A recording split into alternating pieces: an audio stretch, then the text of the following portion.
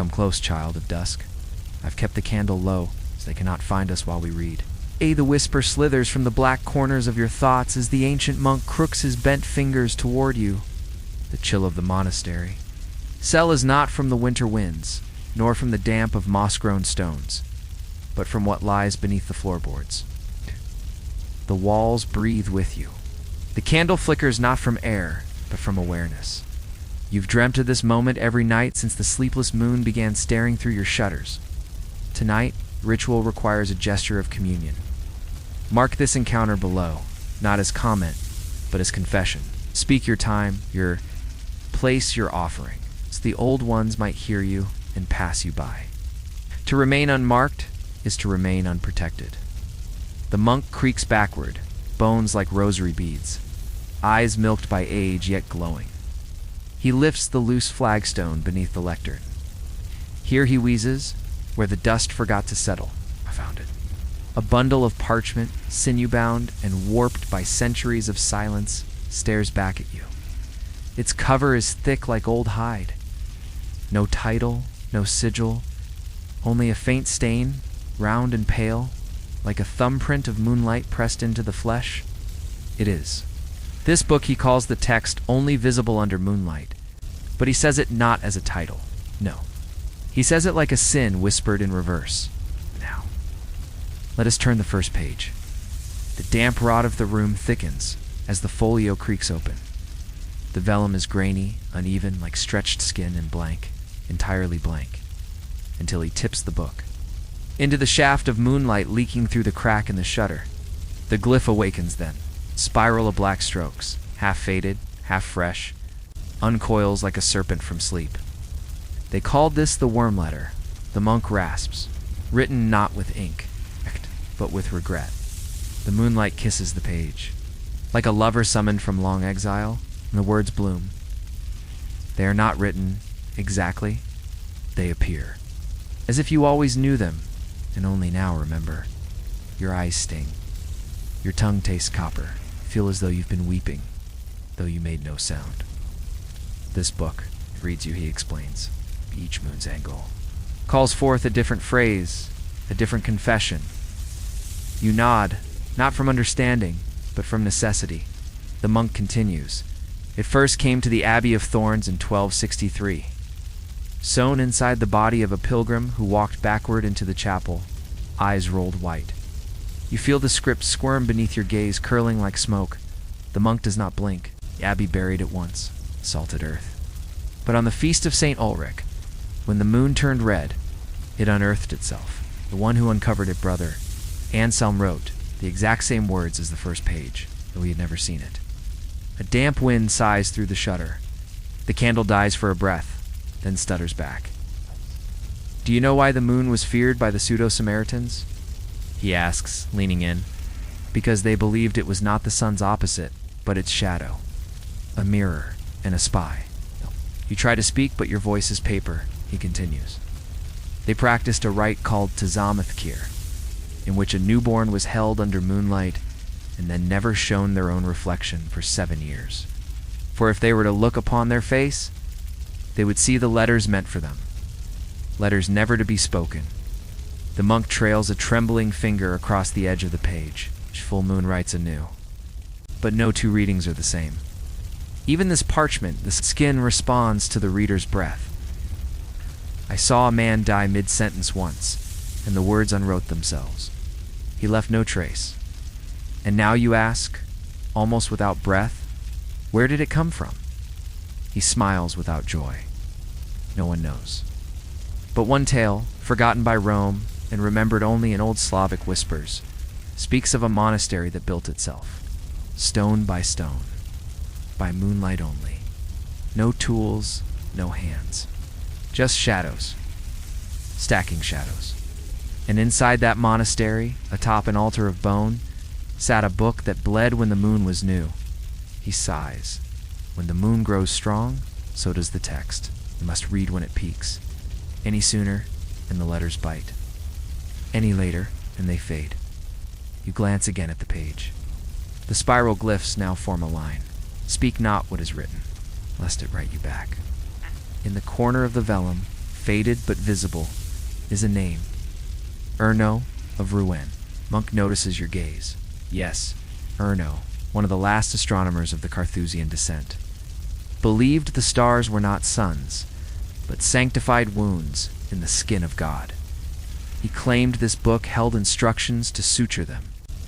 You shiver, and what happened to him? The monk closes the folio. The glyph vanishes in an instant. He climbed the abbey tower on the solstice and leaped into the moon. Your breath catches.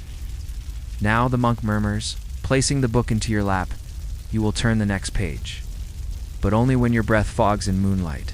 Your shadow refuses to follow. The folio, heavy in your lap, trembles faintly, as if remembering a breath it no longer needs. The monk does not blink.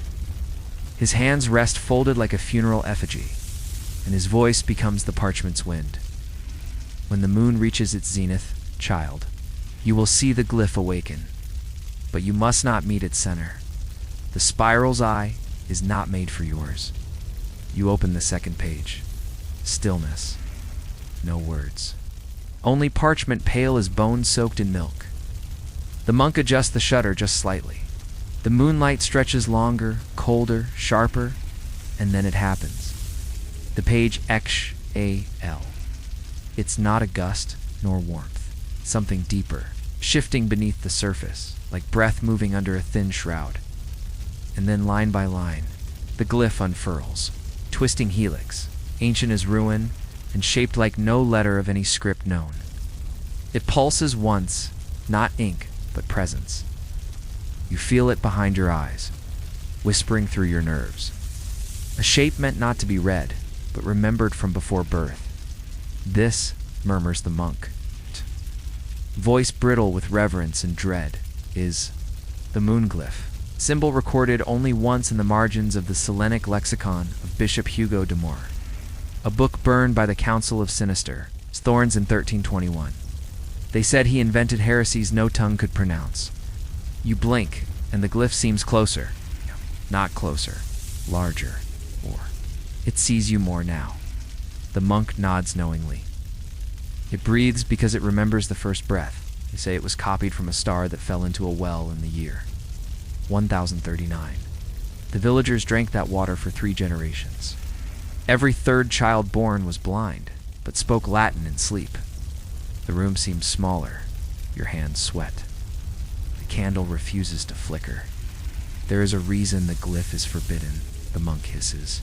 A heretic in Ghent once tattooed it across his chest, claimed it let him see the unlit side of prayers. When they burned him, the glyph would not scorch. It had moved. You lean in, your breath now fogging the air between you and the glyph. The monk's whisper thins to a string. There is a belief not in any church, but among the unlit brotherhood that moonlight is a form of divine memory. Yes. That it remembers sins daylight forgives, and that the glyph you see is the mark of the forgotten testament. You feel a weight in your chest, not fear. Something older. It's like a memory you were born too late to have. The glyph ripples, as if agreeing. Then it tightens, spirals inward, and forms words. Your pupils dilate. Me backwards, and I will walk into you. The monk draws a slow breath. Erno once wrote that this page forms different glyphs depending on lunar position. When the moon was waxing, the glyph opened like a flower. When waning, it closed like a wound. But during eclipse, the monk shudders. It bled. Managed to ask hoarsely, "What does it want?" He shrinks back. Does not want. It remembers wanting. That is worse. In the silence, the moon drifts slightly through the shutter's crack. The glyph shrinks, like a heartbeat retreating. And just before it vanishes, you see a face. For a blink, no features. Just a void shaped like you, as if the page held. A mirror forged in dreams you haven't yet had. And then, the page is blank once more. You shut the book gently. The air releases its held breath. The monk sits still. Do not stare at the page too long, he rasps. It is not language. It is invitation. He closes his eyes. Did you know the Lydian astronomers believed the moon to be hollow? That it rang like bronze when struck by lightning? and that within it slept a God who only heard prayers told. In silence, you exhale. Ow. The glyph is burned into your mind, curling behind your lids. You feel it when you blink. The monk sighs. Once a novice stared too long. When he blinked, the glyph did not disappear. It had moved to his eyelids. He dreamed in spirals. He no longer speaks words, only shapes. You rise, unwilling, but compelled. The book is warm in your hands. You glance toward the shutter, toward the moon. It sees you now.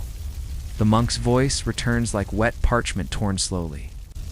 There was once a scribe who believed sleep was a gate, and dreams were not falsehoods, but messengers. Dangerous, but divine. He leans forward until his breath touches the books. Edge, his name was Calvis, Brother Calvis of El Sedane, sought not the words written by men, but those murmured by the ink itself. You reopen the folio to the 3rd page. It resists, as if the vellum has thickened in the cold. But the moonlight helps. Always the moonlight, and the surface begins to ripple beneath your fingers. Quills scratch echoes, faint and ghostly, though you hold no quill. Brother Calvis's notes emerge not as sentences, but as desperate scratches, half-phrases, translated syllables. And in between them, lines scratched with bone or nail. He fasted for 40 nights, the monk whispers, lay on stone with nettles pressed to his spine, spoke only in reverse chants, till on the 40th night, a hand not his own guided his. The page shows no margins, only raw vellum stretching wider than it should, littered with repeated phrases. One line repeats again and again, the flesh must fall silent before ink speaks true. You touch it, and your finger tingles. Cold, not metaphorically, physically cold. He believed dreams were a lesser tongue, the monk explains. So he sought wakescriptions, visions, seen with eyes open, starved of illusion. The Latin he recorded reads as if halfway into madness, halfway into revelation. A syntax older than grammar, but in one margin, illuminated in silver leaf, are 5 symbols. Beneath them, a phrase in trembling ink. Only hunger reveals the letters that were always there. Glance up. The monk stares with something like pride or grief. Cut out his tongue on the 39th night. Said language was betrayal. He believed the true script was written behind the senses. You blink, and the symbols shift. You swear one curls like a spider's leg, while another trembles like it breathes through your pupils. And the parchment discloses a single, full phrase in clear Latin. I saw the wound-shaped stars weep ink into the moon's mouth. The monk draws in a sharp breath. It shows you what it showed him. That you are reading his eyes, not his writing. Your body protests, fatigue, spreads like a poison. The monk nods. Yes, you feel it. Calvis's vision carried a cost, not death, no. Worse, he lost the boundary between pages and skin. His arms became script. His dreams became chapters. They buried him beneath an unwritten verse, and every full moon, the grave shifts. Outside, a distant bell rings. Once, but no such bell hangs in this place. The monk does not flinch. He followed a belief once held in the deep east, among the ink-famished of Iskandaria, that to become a book is the only way to escape being read by God. You close the folio.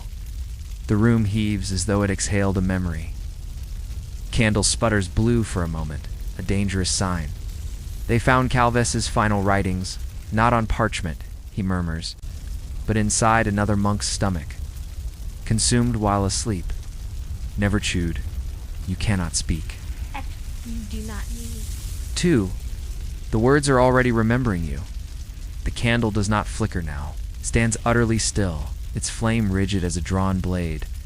You open the 4th page, and the monk tilts his head not to observe, but to listen.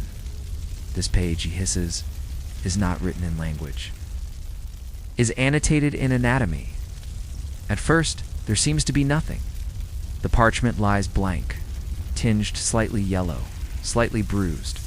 But then, when you tilt it just so, moonlight skimming its edge like a blade across skin, the drawings appear, not illustrations, but meticulous scratchings.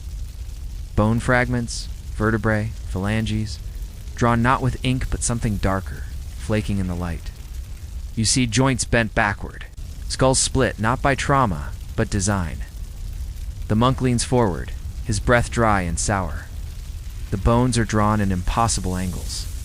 Anatomists who examined these sketches at the Heidelberg Disputation went mad in sequence, not from horror, but from recognition. Each claimed to have seen one of the bones in themselves, though it did not match human record. You peer closer. Tiny Syriac letters float beside each drawing, impossibly small, as if written. With a splinter dipped in memory, one line hums, yes hums, under your eyes. You read without meaning to. Swallow thy spine and kneel within. The words curl like dry bark on your tongue. You taste dirt. No, not dirt, grave dust. The monk clears his throat. Was a belief among the shadow friars of Liguria that the human skeleton was not a structure, but a map, and that if rearranged properly with prayer, not scalpel, it could guide one back to Eden. Or further, you look again. One bone sketch bears your shape. You don't know how, but you know. Its twist is your gait. Its length is your breath. These are not diagrams, the monk confirms. They are instructions, but no one knows. For what? In the lower margin, a faint outline forms, circle of vertebrae, arranged like a halo, but broken, interrupted by a finger bone driven through the center. Beneath it, a line appears. To kneel in reverse is to stand before him. The air grows thick. The page smells of salt and something fouler, the inside of bone. The page reacts to proximity. The monk croaks. Your closeness awakens its margins. A heresy once taught in the Hollow Sept held that the Gospel of John originally contained a 6th chapter, invisible except when read by a dying monk under moonlight. That chapter described the posture of God, and it was wrong. You feel the pressure behind your eyes, as if your own bones want to bend. The diagrams shimmer, the Syriac letters dance, then vanish. You close the folio. The monk's hands tremble. Renaud tried to copy this page, used glass styluses, goose blood, even his own marrow. Nothing held. The page refused imitation. It wrote itself in the skin of the scribe. The candle bends slightly, though no wind moves. The monk speaks once more, whispering not to you, but to the bones. Tafak and Nashav, the phrase is unknown, yet the page responds. Anew. Line scratches itself into the lower corner. He who draws bones forgets their purpose. You look at your fingers. For a moment, they do not bend the way they once did. Asterisk, the monk does not light the candle again. He blows it out slowly, ritualistically, as though releasing the last breath of a buried truth. The sudden dark clutches at the walls, yet the book remains visible, bathed not in light, but in remembrance. You open the 5th page. Your fingers sting. The parchment feels. Damn. Not with water. With absence, no candles, the monk mutters, kneeling beside you now. No flame where these rites begin. They called it the candleless benediction. It must be read as they read it in pure darkness, beneath the gaze of the unlit moon. A page begins to glow faintly, not with color, but with a milky radiance drawn from the very walls. A prayer appears not written, not etched, but breathed into the fibers. You read without sight. Blessed is the silence between names. Hallowed be the throat unspoken. Deliver us from the light that remembers. The monk continues, voice thin as vellum. The rite was preserved by the 13th abbot of Skelligmarn. He wrote it in chalk on the underside of his own coffin, read it only once. He was buried facing down, that he may never rise to repeat it. The page becomes colder. The script begins to rearrange itself. Words slide, letters slither, a new sentence forms. Darkness is the first language. You shiver. Psst, what did it mean, you ask? The monk sighs. There was once a lost branch of the Benedictine order, the Nullum Lux fraternity, who believed that light was the devil's final deception. The God whispered creation not through fire but shadow. Their final mass was held in a limestone cavern. No torches. Only breath and memorized hymns. When they emerged, their eyes were black, and they could not bear sunlight again. You blink. The room seems to warp. Not from vision, but from memory, not your own. The monk places his palm over the text. This benediction was read over tombs, not to comfort the dead, but to warn. The pages. The unseen believe that words not properly dismissed will awaken within their bindings and seek new mouths. The parchment quivers beneath your hand. This blessing, he rasps, must never be spoken aloud. It is performed in silence. Its power lies in refusal. Theological note shimmers near the corner. Contra luxem, deceptionist ratio. You recognize the Latin. Against light, the reason for deception. The sentence below is half faded, but one fragment remains. When the angels fell, they fell toward illumination. You feel a pressure on your chest. The monk's breath grows shallower. The church never admitted it, he croaks, but some believed the benediction was not prayer. It was counter-prayer. The unmaking of intercession. The reverse of blessing. Suddenly the page flares, not with heat, but absence. A deep gray that devours your sight. For one breathless moment, all you know is stillness, and then a final phrase rises from the page. Light lies, darkness remembers.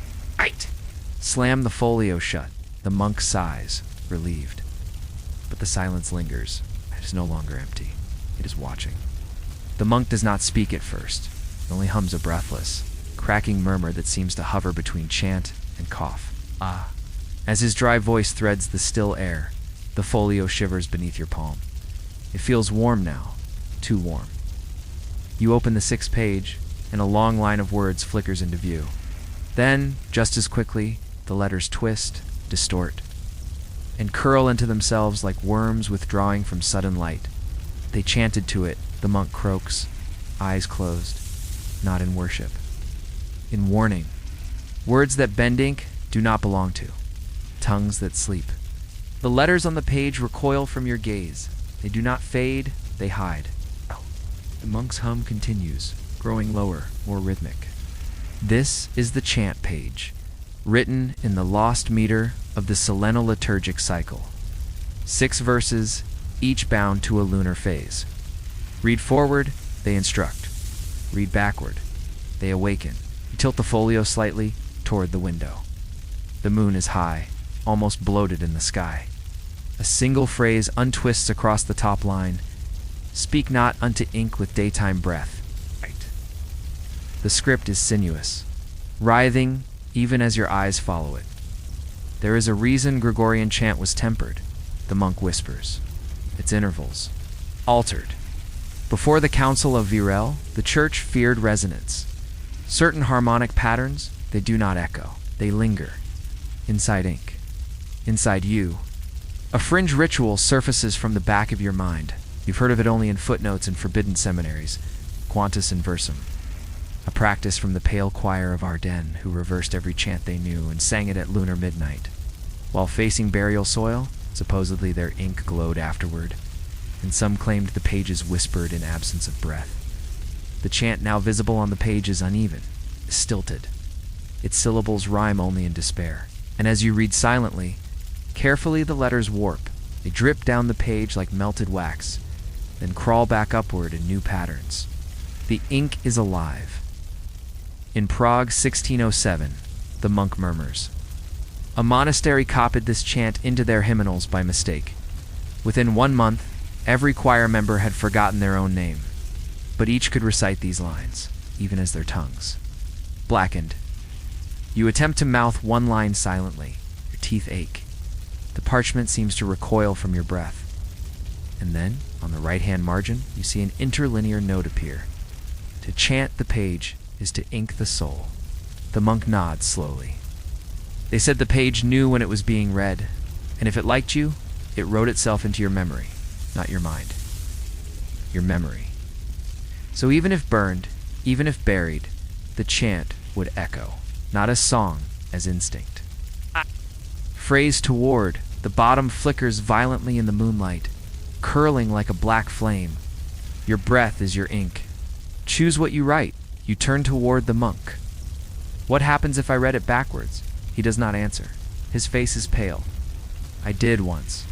Only once. I forgot the names of my brothers. I forgot the names of my bones. The ink arrives again. more violently now, as if aware of the question.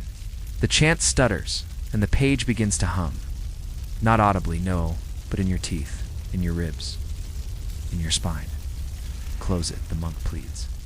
Before it sings through you, you obey. The moment the parchment seals between the covers, the sound stops. Your breath returns. But a faint residue remains on your tongue, flavor not of language but of notation, and the echo in your ear whispers, "You've already read enough." Asterisk the air and the cell thickens, not with smoke or incense, but with something heavier. You feel it in your lungs before you see the page. A weight, taste, grief. The monk draws the folio toward him, hesitates, then opens it slowly to the 7th. Leaf, this page, he whispers, was not written. What? It was mourned. The parchment glistens faintly under the moonlight, and the first lines become visible, not drawn by quill, but seeped in like bruises beneath skin. The ink here was not made of iron gall or ash, the monk continues. It was drawn from tears shed over unmarked graves, from wormwood tincture, from the residue of last kisses. His voice trembles. Some claim it can only be seen by those who have known real loss. The rest see nothing. You stare at the page. For a moment there's nothing. Then a name. Know the name. You do not remember how. It is carved into your breath, written between the beats of your heart. The name belongs to someone you cannot place, but whose death you feel immediately. Cold floods your chest. You cannot breathe. The monk watches. Yes, that's how it begins. The ink remembers. It is drawn from keening, not writing. Those who write with it do not compose. They confess. According to one forbidden tract recovered from the monastery of Blackthorns in Krakow, the formula was devised by a silent order who believed language was only true when born from loss. They brewed the ink beneath weeping statues. One drop was said to stain not just parchment, but the hands of the scribe forever. Your fingers tingle. The name fades. A second name appears, this one not yours. It's written in a language you don't know, but your body flinches as though slapped. Then another and another. The ink continues to pulse, shaping its script in what looks like tear-streaked calligraphy. The page collects grief, the monk explains. It doesn't care whose. You. Lean in, breath fogging the vellum. The scent of salt and burnt herbs rises. There's a belief, he mutters, among the mourning scribes of Orad, that if one reads all the names on this page under a full moon, they inherit every death they ever grieved and every death they will cause. The idea horrifies and compels you.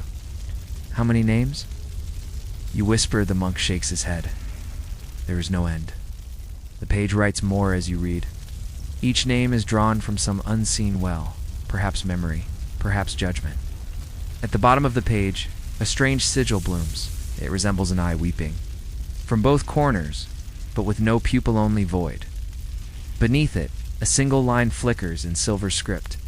We write not with what we know, but with what we've lost. You feel your throat tighten. Your hands begin to tremble. A memory rises, unbidden, a voice calling your name from a doorway that no longer exists.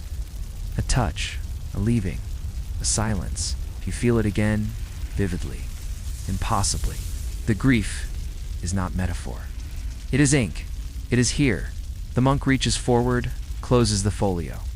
His fingers linger on the cover. I read too far once, he whispers. I remembered griefs that weren't mine. I mourned a son I never had, and the ache never left. You look down at your hands. A single smudge of dark ink stains your fingertips. You try to rub it off. It remains. The monk meets your eyes. There are some names that cannot be forgotten. This page ensures that. You dare not open it again. Not tonight. You wake, though you hadn't realized you had drifted. The monk is already seated, his eyes open but blank, fixed on the folio's spine. No breath stirs from his mouth. His hands rest on the edge of the 8th page, which now lies open without. Your consent. The moon outside is veiled in a strange mist, and the walls are wet. You touch the stone, it drips. Not water, not dew.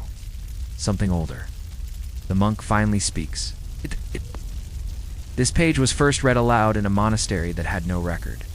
Of being built, no name, no records, no maps. It appeared after a red eclipse, its bells already rusted.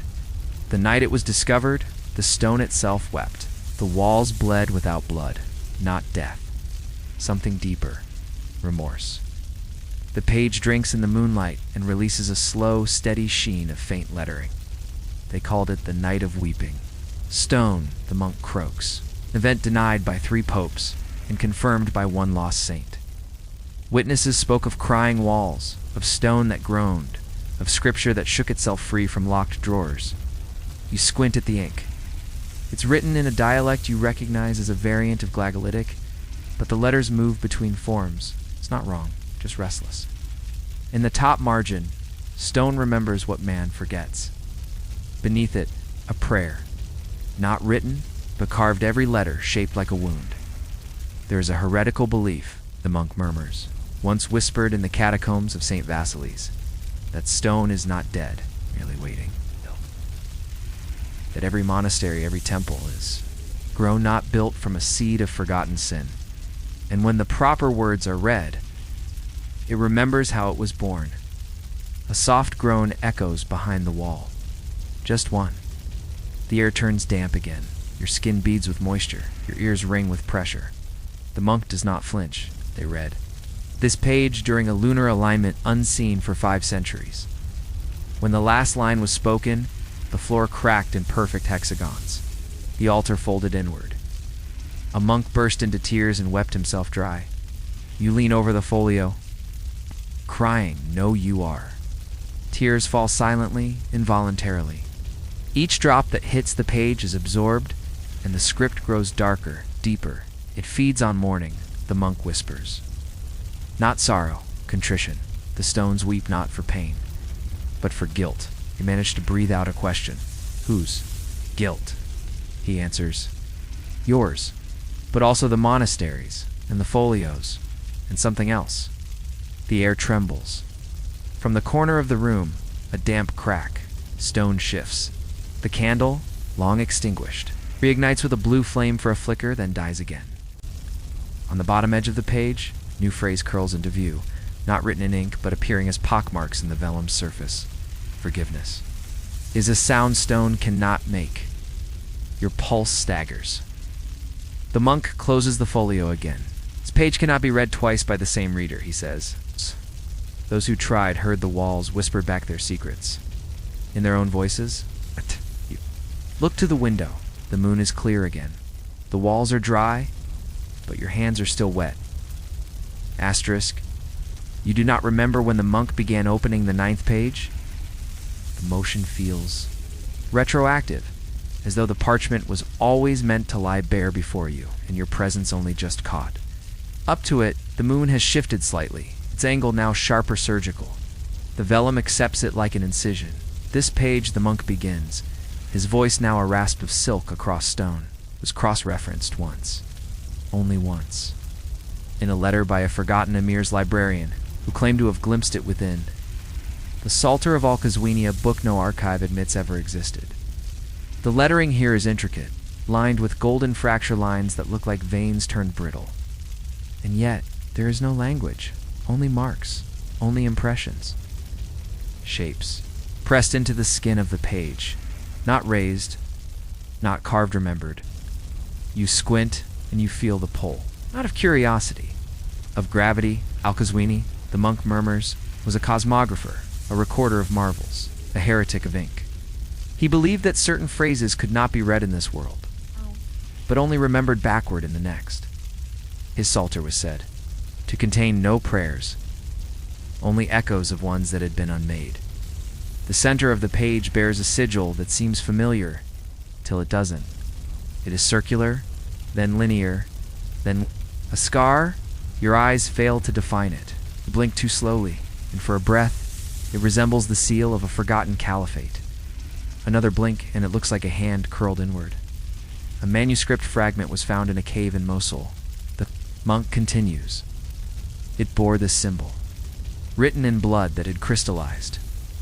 When translated under starlight by a dying man, it revealed just 3 words, He already knows. There is a hum now, a resonance that plays low in your bones. You sense it's coming from the folio. The script begins to rise, as if drawn upward by the moon itself. The letters emerge from the page like breath on glass. To pray without sound is to confess in full. A fringe sect in 12th century Persia, the Al-Kafir al-Azim, or the Keepers of Necessary Blasphemy, believed in a ritual of deliberate anti-devotion, a worship of reverse prayers wherein scripture was defaced in symbolic gesture to invoke divine amnesia. Their highest rite was performed beneath lunar eclipses, using pages believed to descend from Al-Qazwini's missing psalter. Pages like this, you find yourself tracing one of the indentations. It is warm to the touch, but not from heat, from memory, yours, or someone else's. The monk continues. Erno once wrote in his final margin, "To read what Al-Qazwini unprayed is to know what angels bury." In the lower corner of the page, new script coils into form. You do not see it appear. You only realize it was always there. What you ask will be denied in daylight, but the moon has already heard you. The monk closes his eyes. This is not translation. It is divination. But backward, the book does. Not give you knowledge. It makes you remember what was forbidden to forget. You feel tears again, not from sadness, from recognition. There is a word buried in the center of the page, and you know that if you read it, you will never unsee it. Monk lifts his hand and closes the folio. The moon shifts again. The memory remains. The monk moves with greater effort now. It's not from age, but from strain. His joints crack not like bone, but like drying pages turning themselves. You reach for the 10th leaf, and he places his hand on yours. Wait, he warns, voice brittle. This page can only be seen properly through salted glass. He produces it from a velvet pouch, a lens the size of a communion wafer, its edges rimmed in tarnished brass. The glass is cloudy, refracting the moonlight in prismatic patterns. Suspended within it, you see veins of salt and thin flecks of something darker. Ash. Perhaps older than ash? He hands it to you carefully. This was ground from relic dust, salted tears, and the calcified eye of a martyr who watched a page. Write itself backward across a wall. You lift the lens. The page is blank without it. But when the moonlight filters through, the text blooms silvery white at first, then violet, then a dark crimson that moves as though breathing. The salted glass filters daylight's lie, the monk murmurs. It shows what the ink hides. From the unscarred, you blink through the lens and gasp.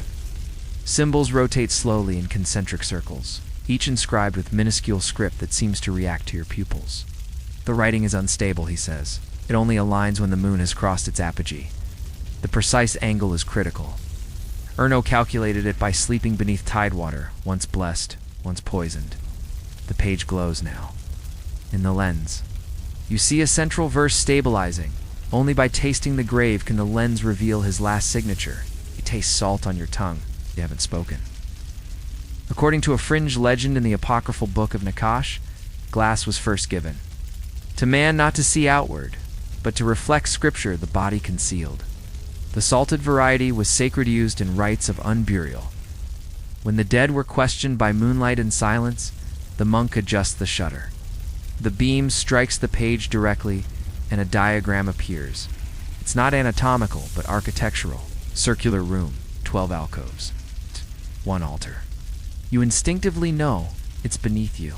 If you've never seen it before, you've always known it existed. He whispers, "This is the room of the 12th tongue. It was lost when the upper abbey collapsed, but the book remembers its layout. Through the lens, so do you. A soft wind moves through the cell. You see your breath for the first time, then another verse. Salt is not for preservation. It is to remind the dead they once wept." The monk's voice cracks. A reader in Metz tried to replicate the glass. Used ordinary tears. It cracked on the third moon. Cut his hand. He bled in patterns never seen before. Not letters, not symbols. Just grammar. Your hand shakes. The lens slips slightly, and the letters warp. They become faces. each one screaming without sound. You drop the lens. It lands without breaking, but the page is blank once more. Salted glass sees beyond.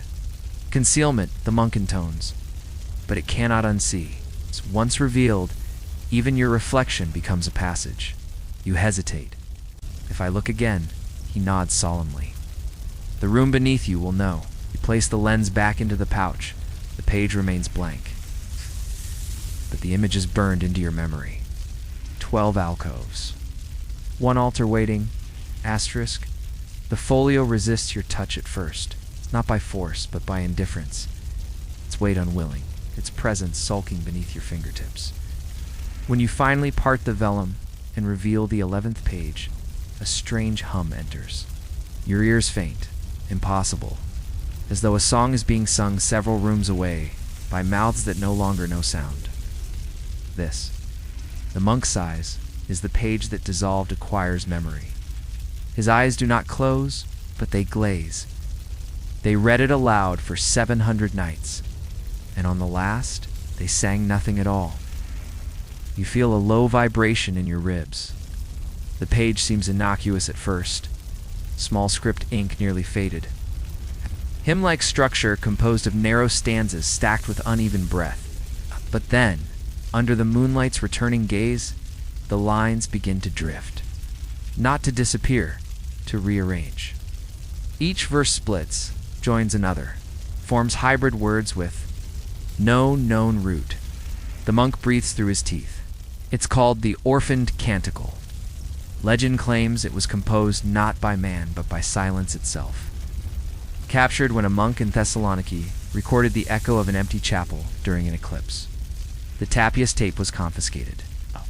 The original chant was non-lingual, but when transcribed into this book, the page began to remember voices. A theological note shimmers into view along the side. Liturgium sign, nomen. A liturgy without name, beneath it, etched into the parchment itself. Every note sung without a name is a name given away. You feel your lips parting.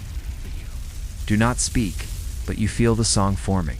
It's a melody not heard, but embedded like a splinter in your brain.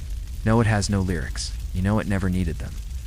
According to a fringe belief held by the sisters of the hushed shrine, certain melodies do not come from the soul boot, take its shape. They argued that chant was the most dangerous form of communion, for once begun in unison, it did not end when the breath did. The chant continued. Somewhere they lost their names, the monk whispers, because names are songs. The chant knew their rhythm. It swallowed the source. It reaches toward the page. Do you hear them? Yes, you hear them, faintly, like a dream undreamed. The choir is still singing, somewhere each note erasing its singer, one breath at a time. A scholar in Mainz tried to transcribe the entire page into modern notation. She vanished. Only her dictaphone remained, repeating one sentence in her voice. He sang me into forgetting. Your breath becomes shallow. The page begins to hum louder, vibrating now in your bones. You feel a pressure in your chest, not pain, absence. The absence of identity. As if you are about to become The monk slams the book shut. The sound is deafening, though no echo follows. You must not read the final verse, he growls, voice ragged. It names you, then it sings you away. You stare down at your hands. For a moment, you forget your own name. Then it returns. It's like a last note played backward. Faint, but not yet forgotten.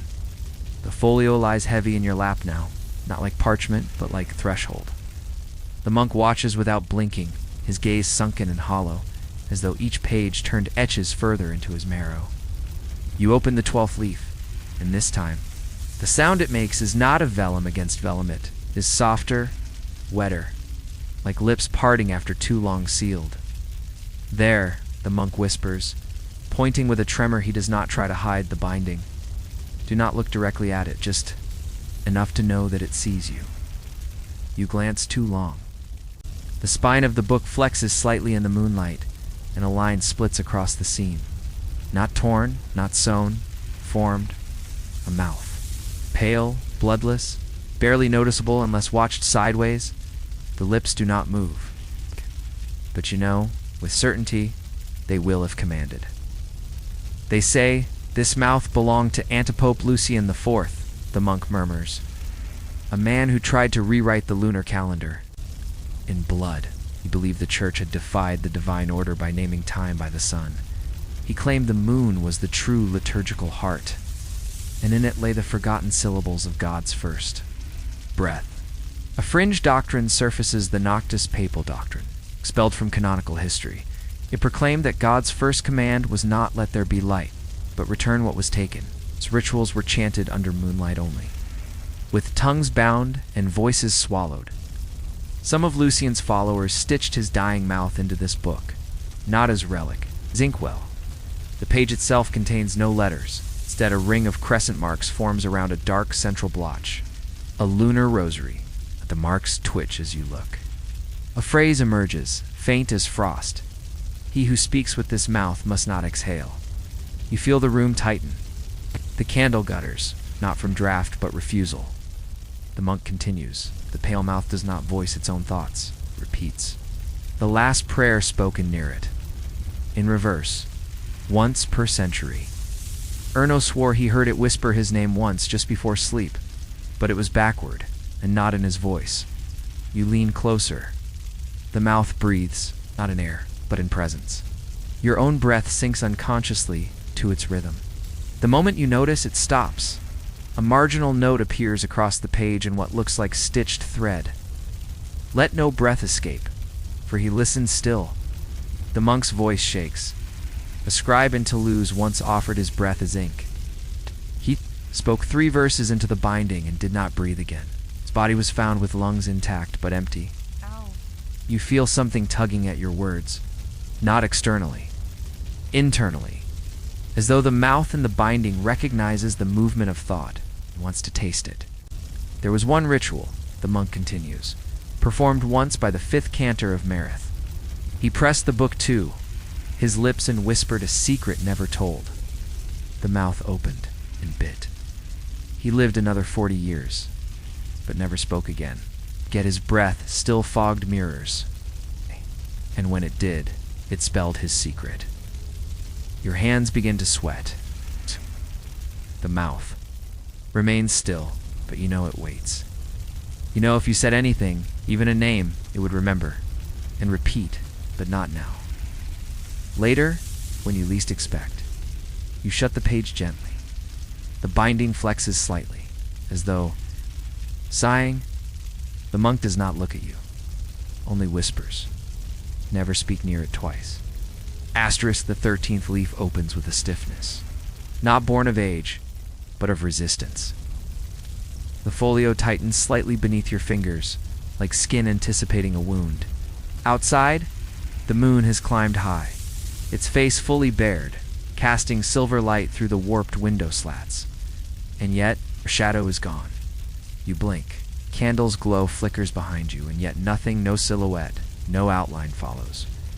Your form, the monk sees your confusion.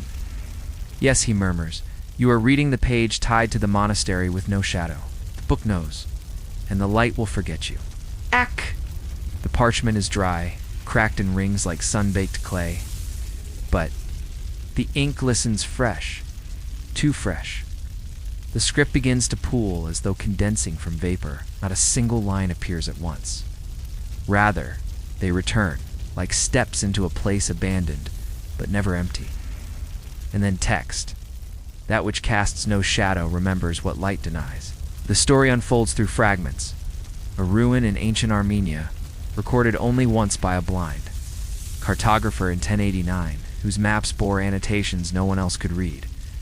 He claimed the site had walls of ivory stone and cloisters arranged in concentric circles, each one thinner, colder, quieter. No part of the monastery ever cast shadow regardless of sun or moon. It had not decayed. It had never truly existed. Only reappeared when remembered. The monk's voice is slow now. Erno found mention of this place in the dreams of another. A pilgrim who walked until his sandals were bone, then recited verses the church had never taught, but always feared. The text on the page shifts, becomes architectural. Archways appear in diagram form, labeled in a script that predates Latin and Aramaic. Side note blossoms in crimson ink. This door leads inward only. There is a belief, fringe and disavowed, among the Candlelost of Odessa. They teach that shadow is not cast by light, but by the soul's hesitation, that true sanctity leaves no echo behind. Their sacred rite, walking the perimeter of a sacred space under moonlight with covered eyes and salt in their mouths. By morning, their shadow remained. They were not yet ready. Your mouth grows dry. The parchment beneath your hand warms, slightly pulsing. Another line forms at the top. You cannot enter a place that does not remember you. You blink. 4. A moment you see the interior of a circular stone room, though your eyes are on the page. It's real. Below. Now, the monk watches you. A fragment of the monastery lies under this abbey. One of its cloisters sank when the first mass was spoken here. No foundation was ever found beneath it. Some say that's because it was built on unwritten prayers. You shift in your seat.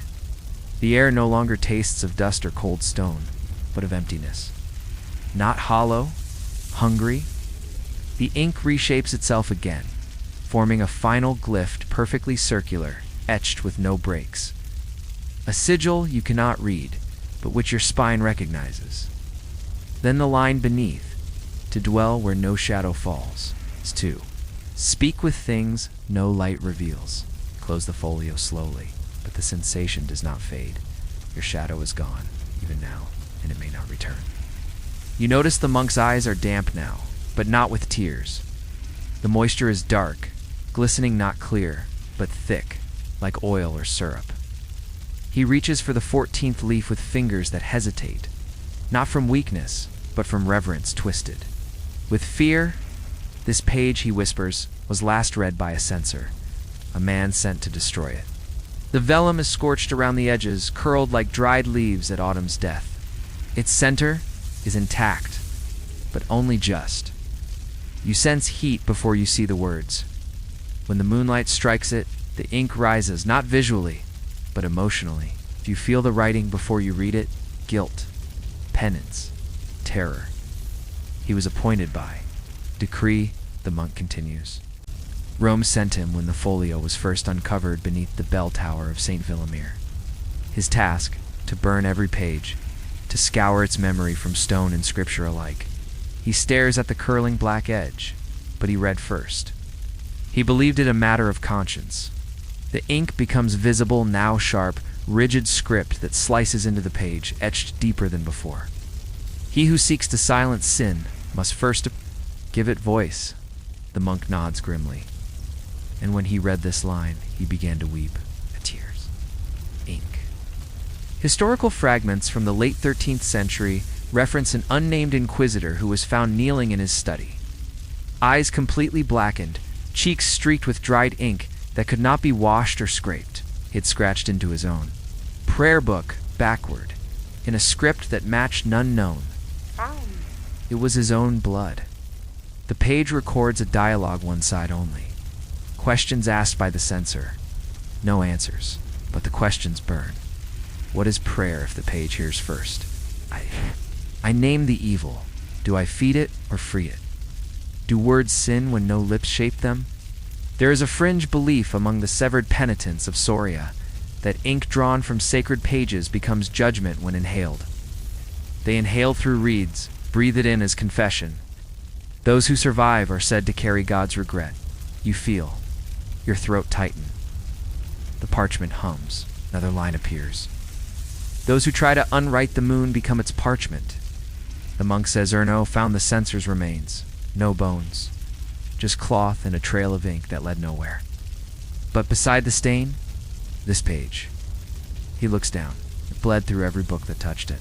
Even stone cracked where it rested. It burned memory, not flesh. The last entry scrawled into the bottom right corner is no longer Latin. It is a looping spiral of dark letters, repeating a single phrase that flickers like a moth in your mind. I do not erase. I rewrite. You slam the book shut. But your fingertips remain blackened, only slightly. For now. The monk's voice returns. Hoarse.